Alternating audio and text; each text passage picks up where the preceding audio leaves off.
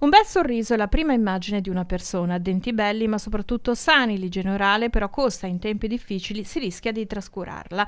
La professionalità degli odontoiatri veneti e italiani è di altissimo livello, in continua formazione, in una visione che punta al trattamento del paziente con umanità e buonsenso.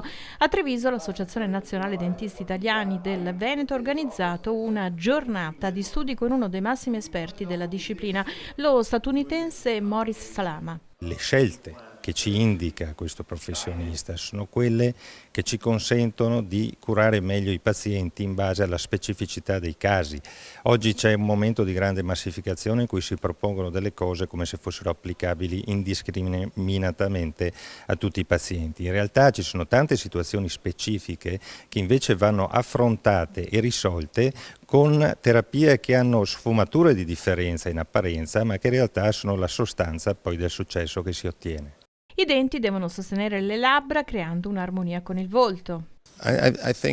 Cerchiamo in effetti di sottolineare quelle che sono le soluzioni disponibili attualmente agli operatori del Veneto usando tutti gli strumenti a nostra disposizione e possiamo farlo perché il livello dell'odontoiatria veneta è molto avanzato. Tecniche sempre più sofisticate per interventi che si inseriscono in una situazione già esistente.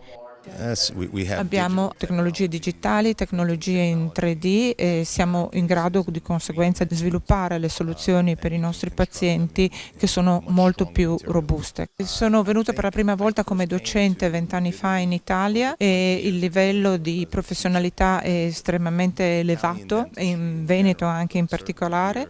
Si trovano veramente ai vertici dell'odontoiatria mondiali e quindi guardo sempre con grandi aspettative, con grande desiderio all'opportunità di tornare qui in Italia e collaborare con loro.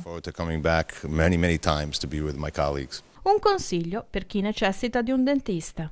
Scegliere il professionista giusto con il meccanismo del consiglio è sempre la cosa migliore e ovviamente richiedere una previsione di spesa in modo tale da poterla confrontare con quella offerta da altri professionisti sempre di qualità.